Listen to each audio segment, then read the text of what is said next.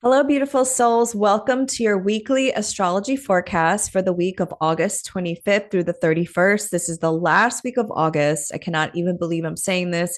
And we are moving towards eclipse season in September. But this week, you're really going to like the energies because it's fun and flirty. It's very fiery. Venus will enter the sign of Leo and then make trines to Saturn and Neptune. But before we get into this, I'm so grateful for the Patreon members. Thank you to all of you who are supporting. You know who you are, especially the North Node tier who pay $10 a month to get the 12 zodiac sign, the monthly horoscopes for the 12 zodiac signs. If you noticed, I posted them on to the public on actually, I think on when the sun entered Virgo. So that was like a couple days ago. And that's all thanks to the Patreon members, because honestly, that took a lot of time. It took a lot of time to film and then edit and then post. And I am so grateful to the Patreon members. I don't want to say their names because I want to protect their privacy, but y'all know who you are. And thank you so much. If you want to be a Patreon member and receive the horoscope for your zodiac sign early, like in the beginning of the month, you can be a monthly Patreon member for $10. If you want to support this weekly forecast, that's, I believe, $5.55 a month. And you can always write in the forum if you have any questions, if you want me to address something in astrology or pull up charts. Like, this is what this community is for.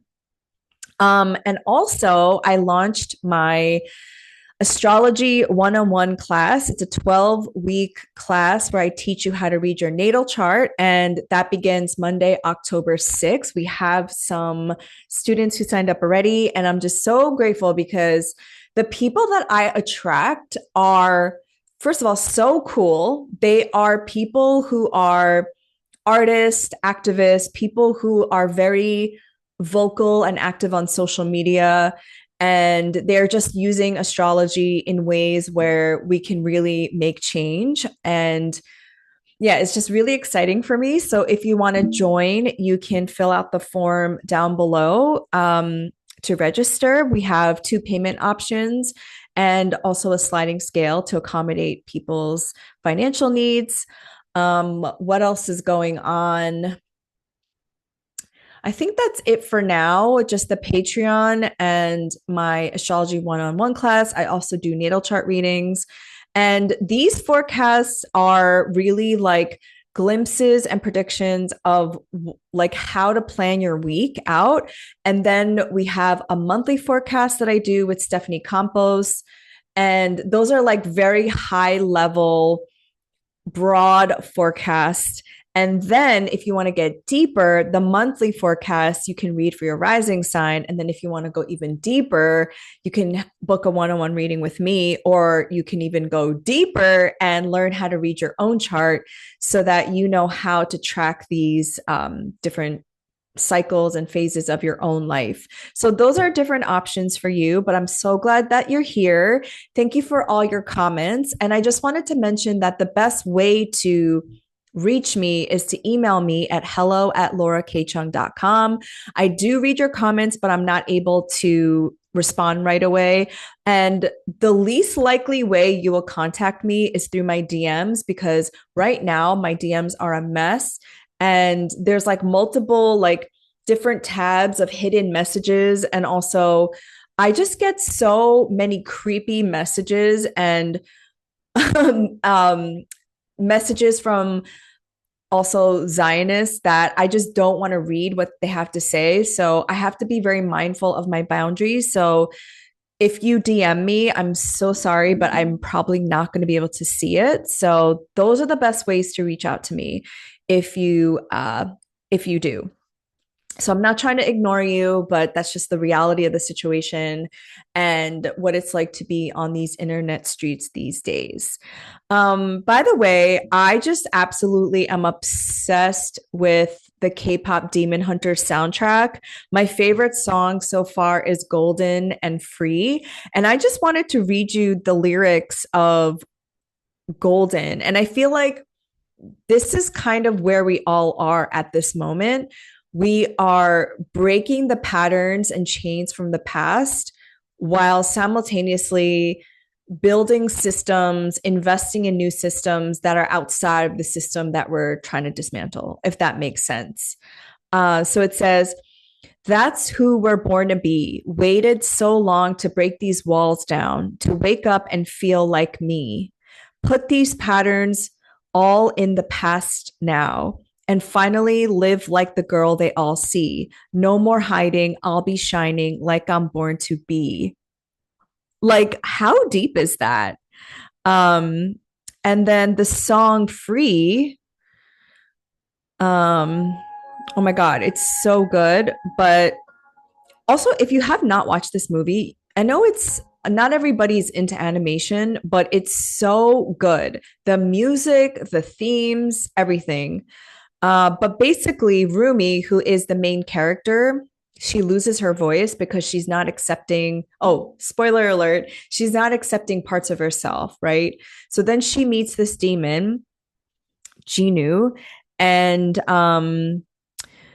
so this is their song. It says, we can't fix it if we never face it. What if we find a way to escape it?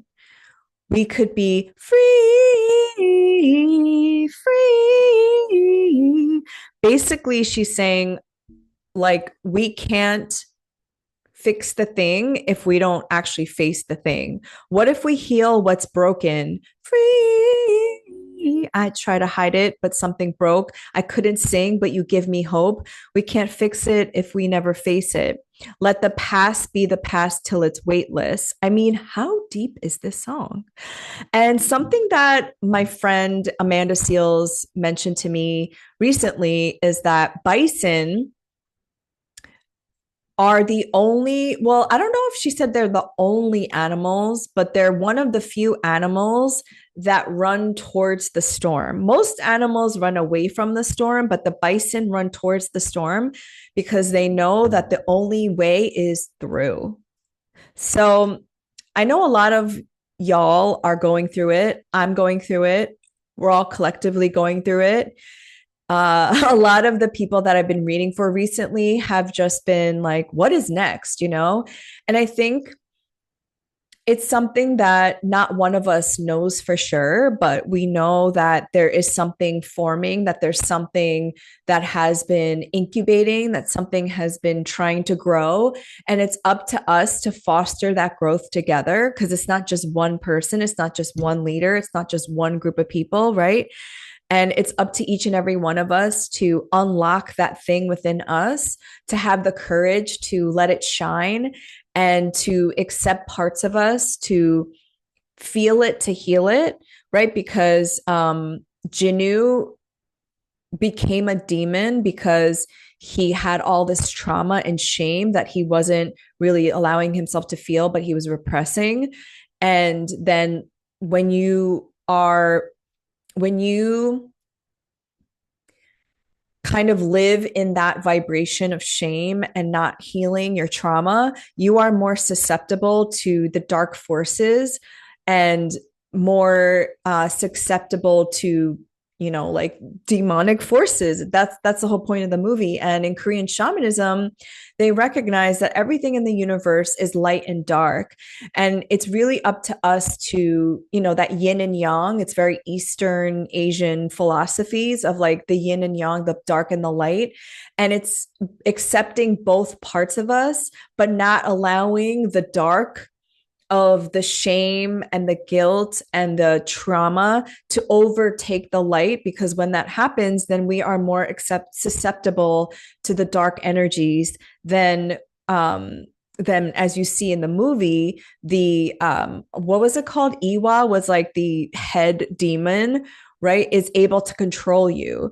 And I think that's such a huge lesson for all of us, because it's within, it's our responsibility to unlock the gifts that we have within us. And, you know, Rumi's gift and all of the huntresses' gifts were singing, and the singing, the vibration And the songs that they sang was the Hanmoon, right? They sealed the Hanmoon with their singing. Hanmoon is so Saturnian because Hanmoon means soul gate. And I did a TikTok about it that I posted to my Instagram of how both K-pop Demon Hunters and Sinners, the movie, are very much Saturn and Neptune coded. Um, and it's up to each and every one of us to accept these parts of ourselves, to do the shadow work, to do the shamanic thing that our indigenous spiritual practices have always had in order to unlock our gifts. And for them, it happened to be singing. But for you, it could be writing. For you, it could be whatever. I read a client's chart the other day where all she wanted to do was do arts and crafts with stickers. And I was like, how amazing is that? And my gift is, and I just had to like own it, is talking and connecting and relating to people, making connections. And that's the gift of astrology, to be honest with you. A lot of my clients also ask me, like, what do you do with it? And it is to become a better person. It is to remember that your birth chart is loaded and coded with your gifts. And when you own it and when you decide, like, this is the way that I want to live because this is just like what's destined and what's, like the natal promise, then I don't know, your life just moves. I wouldn't say easier, but it just feels more aligned. You just feel more fulfilled. And if there's anything that I've learned by watching a live stream genocide for the last 2 years, it is that life is really precious. And we have a certain privilege here in the West, especially in the imperial core, that we have access to so many resources and we have privileges that it's almost like, what is holding you back? The journalists in Palestine and the people in Palestine have such a deep faith, and they show up, and especially the journalists, they risk their lives every single day to show the truth. And so what are you willing to do for your thing, for your soul gift, like your destined calling? I know this sounds really dramatic, but life is dramatic and it's only going to get more dramatic here on out. And I don't say that to fearmonger, but I just say that the more we become free, the more our minds become liberated, the more we realize that we have the power within, the tighter that this authoritarian government is going to try to crush us. And so this is all happening because class consciousness is waking up. This is all happening because people are like, wait a minute, wait, like we're all like educating each other on TikTok. We're all like connecting the dots, like they're not doing this because they have the power. They're doing this because they're losing their grip on power. So anyway, this is all to say that we have the upper hand here. And the minute that we decide enough is enough and we all like combine forces and we all work together, they are screwed.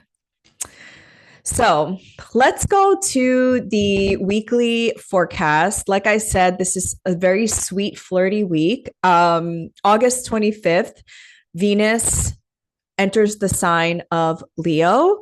On the same day, Mercury will be out of its post shadow officially. So Mercury will move past 15 degrees of Leo. And if you remember, the Mercury retrograde was between 4 and 15 degrees of Leo. Venus in Leo will trine Saturn retrograde in Aries at 0 degrees. Now, Saturn is back at 0 degrees. This is where Saturn was back in, when was it that Saturn entered Aries? Was that March or May? That was May 24th. So Saturn is like moving back into Pisces, I believe September 1st.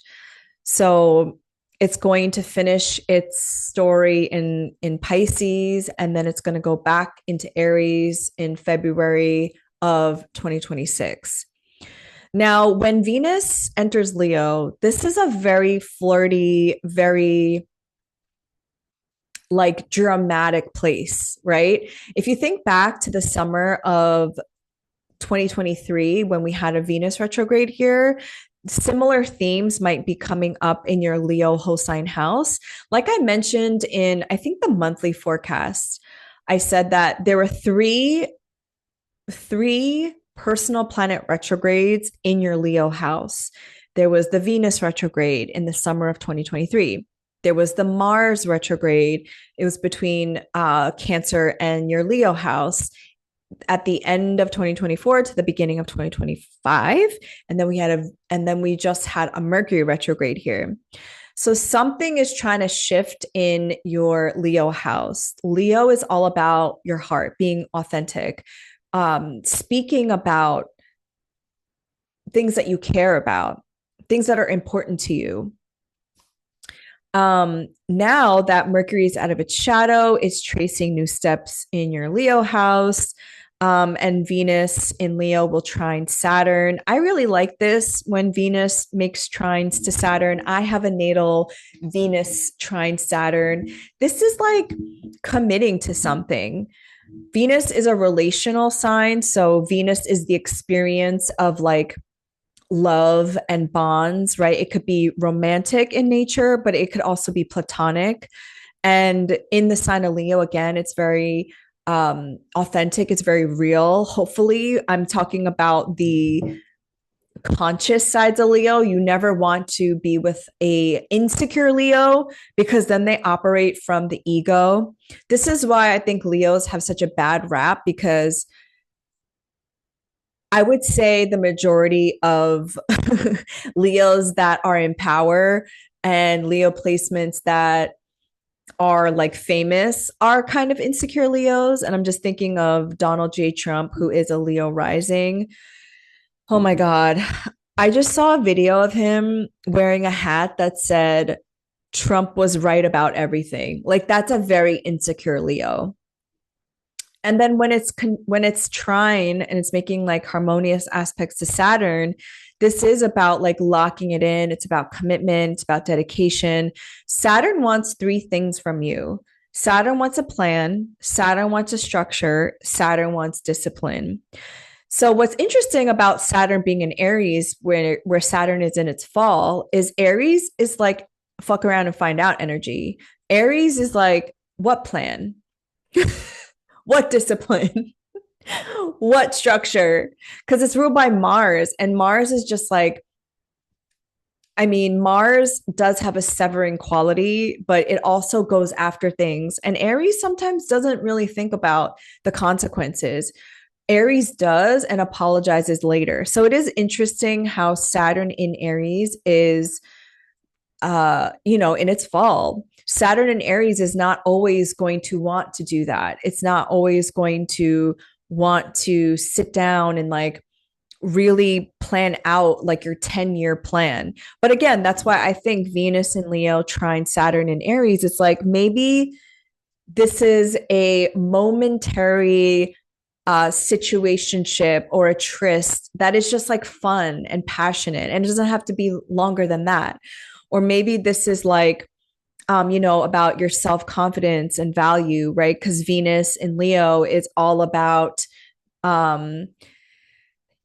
big hair. It's like the summer of Barbie, it's very much feminism. It's like, let's just be, let's like put ourselves out there energy. And yeah, I think having a trine to Saturn is really lovely. I really like this aspect. Again, August 25th, which is a Monday, is going to be really cute.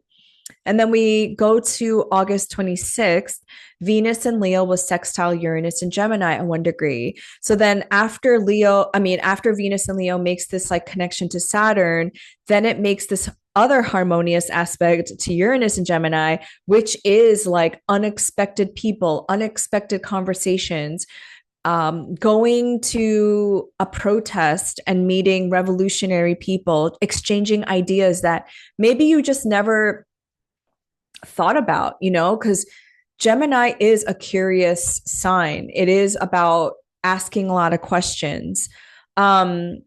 I want to tell a funny story about Uranus and Gemini because Uranus, so I have my natal Uranus on my ascendant.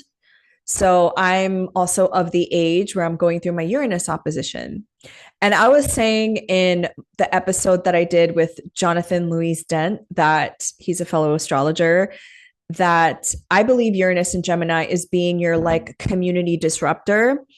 Um, and yesterday, I went to a cafe near my home before I went on a hike with my sister. And I wanted to get a matcha latte. So I ordered the lattes, and my sister goes to the bathroom. And I'm looking at the prepared food section, and I see Israeli salad. My stomach drops. I'm just like, oh shit. Like, I thought this place was Italian because they had like Italian baked goods. So I thought it was an Italian bakery. And not that Italians can't be Zionists, but I was just like, it just didn't enter my mind, you know? And normally I'm really good about calling the establishment beforehand if I get any inkling. But honestly, it just did not look like it would be that kind of place. So I go up to the cashier. The people that are working behind the counter, by the way, look very young. They're probably like home from college, right? I go up to the young lady and I'm like, is this bakery owned by Israeli people? Because that's just not okay with me. I don't support apartheid. And I was like, and she said, no, they're actually, it's owned by French brothers who grew up in Nyack. This is where the cafe was. And I was like, oh my God, okay, because I was about to ask for my money back because there's no way I would support a business that is owned by Israeli people. And she was like, no, I would never work for people who also were Israelis. I was like, okay, good. And then I was like, wait a minute. Why is that an Israeli salad? And it was just like this random salad. It had like cucumbers and tomatoes. And I was just like, you might want to relabel that salad because it just is like, come on. Like, I don't know why you would want to call anything Israeli. And I was like, and then she was like, yeah, I don't know. And I was like, is it because they're like Israelis just try to like culturally appropriate everything or colonize everything? And then she laughed and we were like laughing. And she was like, no, I really appreciate that you said something. And there were like other people in the store, by the way. Um, and so to me, that was Venus, my money, my values, right? I wasn't about to spend my money in an establishment that is owned by people who support an apartheid state. That's also Uranus and Gemini. I'm being a little disruptor in my neighborhood. And I also wasn't going to just like let it go, right? Like, I think a lot of people are afraid to say something because they don't want to hurt people's feelings or they want to keep the peace. But I had to say something. Kwame Ture says that peace is the white man's word, liberation is ours. Like, there's no way that I was not going to say something after, like, literally, I saw the Israeli salads and I was like, oh. I was like, oh my God. And I had a really lovely conversation. So, Emily, if you happen to be watching this, hello. I had a really lovely conversation with her. And I felt really good about spending money there after that because knowing that these people are not supporters of genocide. Who knows why they named the salad Israeli? Who knows? But anyway, that is a great signification for or delineation of Venus and Leo sextile Uranus and Gemini. You could also just be interested in different kind of people, right? Uranian people. Uranian people are like me. Disruptors, change makers, innovators, activists, people who disrupt the status quo. On the same day, Venus and Leo will trine Neptune retrograde in Aries at 1 degree. And this is similar. I mean, it's a similar aspect. It's the same aspect the day before when Venus was making a trine to Saturn, but it's a different energy because when Venus and Neptune come together, that is just like compassion. That's like love. If Venus was like the experience of coziness with somebody. Neptune is like agape love. It's like the love for everything and all sentient beings. This is just also another great day to tell people that you appreciate them. It's a great day to um yeah, just like make music together, sing together.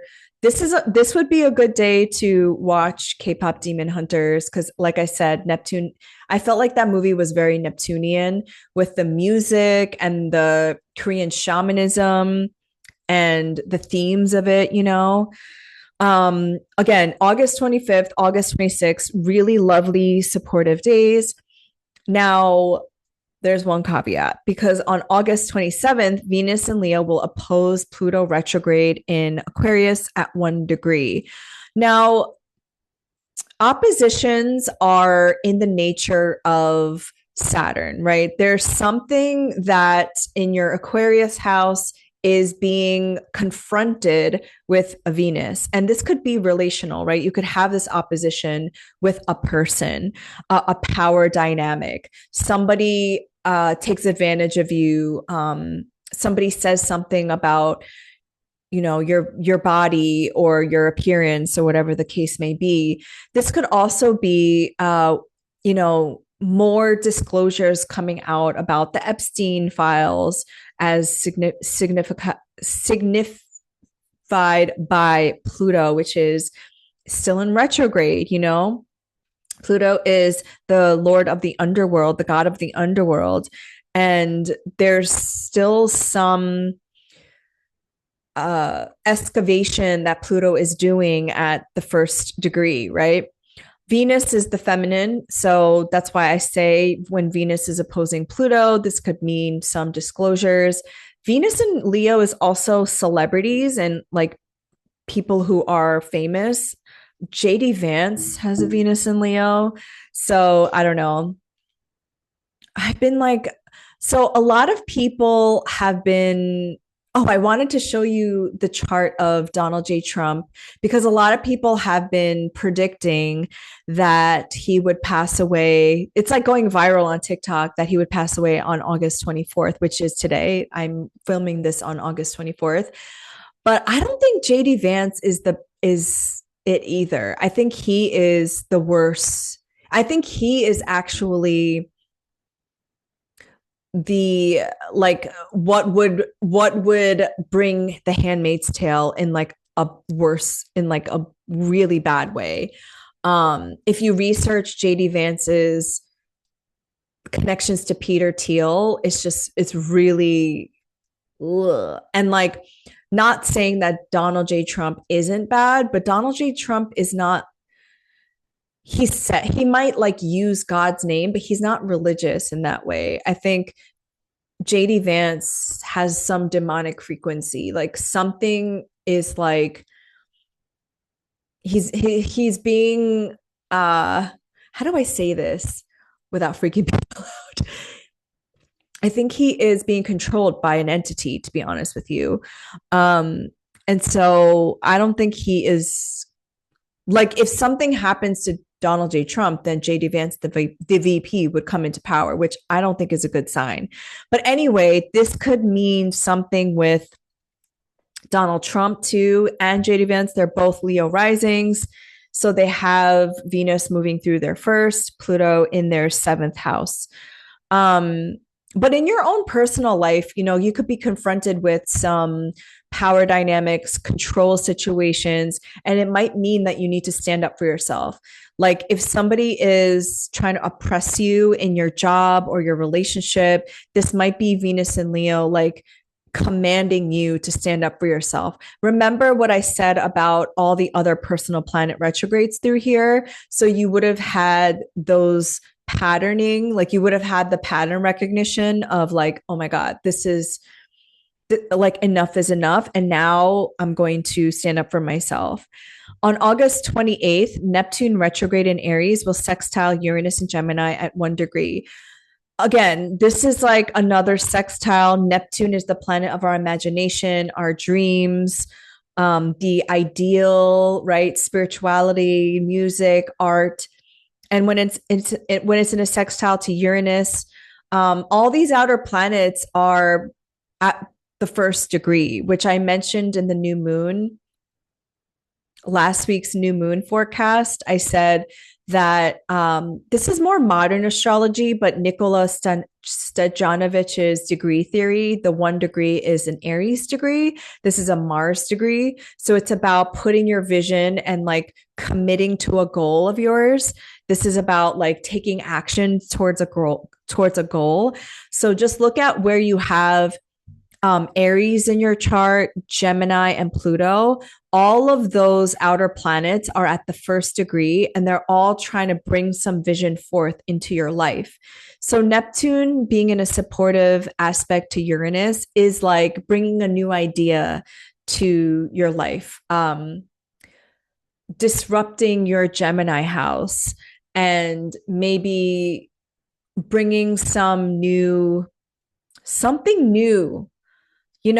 novel, something that you've never done before. And I was talking to my sister yesterday because all of a sudden I just got this urge to like try different foods again, discover new neighborhoods within the city. And she was like, yeah, it's because for 2 years you just felt so guilty. Like you had survivor's guilt. And I really did. I felt that I didn't deserve to live my life with any kind of joy because my tax dollars are directly funding a genocide. And so I was like living in this shame and living in this guilt. And that is not what uh that is not what our lives are meant to be for. And that is how the oppressor wins. And like I was mentioning with the K-pop demon hunters, if you live in that shame, if you live in that trauma, then the demonic frequency of the oppressor wins, and then you're more susceptible to being controlled. What we're meant to do with our life is to bring our gifts to the forefront and help bring down this very death machine that is murdering Palestinian people, the Congolese people, the Sudanese people, people all over the world, and being part of a solution. And we can't think creatively if we are constantly in that vibration. So Neptune has that vibration of like faith, like a deeper faith that we are all interconnected, and that what I do in my own life is a direct offering to the collective. So on August 31st, this is the first quarter moon in Sagittarius. So after the new moon in Virgo, and Virgo moons are about like purging and cleansing, right? And letting go. And it's a south node there in Virgo. But there is something that I really liked about that new moon, which was square Uranus, like something being birthed that is new, something that is radical, right? Radical means root. Because ultimately, we need to, at this moment of the season, we need to see what we have to work with. Virgos are very, I don't want to say scrappy because that's more like a Scorpio.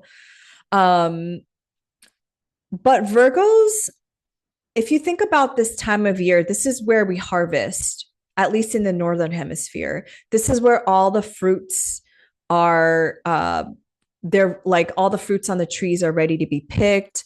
This is the time of year where you gather your harvest, and Virgos, they pick out the bad, like the fruits that are like rotten or they're not like good, and then you prepare for the seasons that are going to be colder where nothing grows. And so there's something about Virgo energy that is about discerning like what is going to sustain us, like what is going to keep us fed and sustain life throughout the wintertime, throughout the cold time.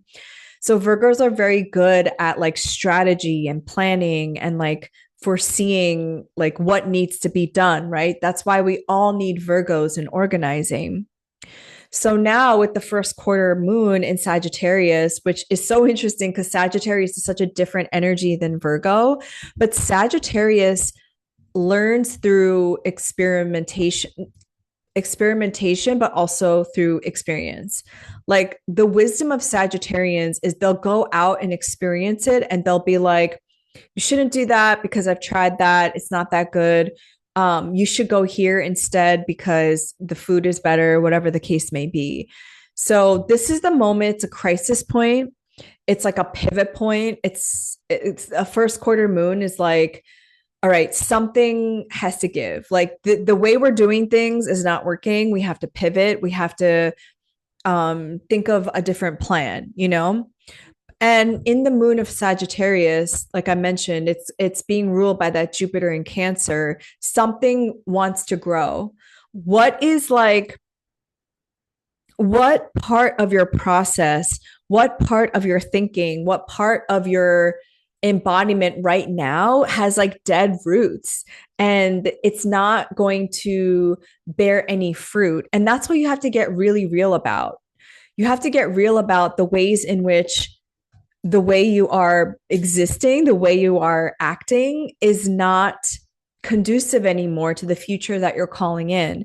So this is why I always talk about patterns and why I read that song that, you know, those two songs about patterning, because you have to start tracking your patterns. And if we're going to talk about like timeline jumping or reality shifting, you timeline jump and reality shift when you do something different. Uranus, when you interrupt the pattern, when you interrupt your like the same behavior that you are doing, because if you want change in your life, you have to change what you're doing. And that is really hard for some people to grapple with because again, you stay with the devil that you know instead of the devil that you don't know. And jumping off the cliff into the unknown, which is why I think Saturn and Neptune there in Aries is so critical for so many people, especially people that don't have Aries placements, because Aries is like trusting so deeply that the net will appear when you take a risk. So that is the week. That is the last week of August. September is going to be so interesting. I personally love eclipses. I'm probably like the only one because this is truly the time. It's like the Wheel of Fortune when you kind of like have done all the work. You've set your intentions. You've prayed. You've done the ritual. You've done the altar work. And it's like when the universe takes the wheel and it clears out a path for things that don't serve you. And you create space for the things that post eclipse season will come in. Every eclipse season, not every, because obviously depending on the time of my life and my chart, but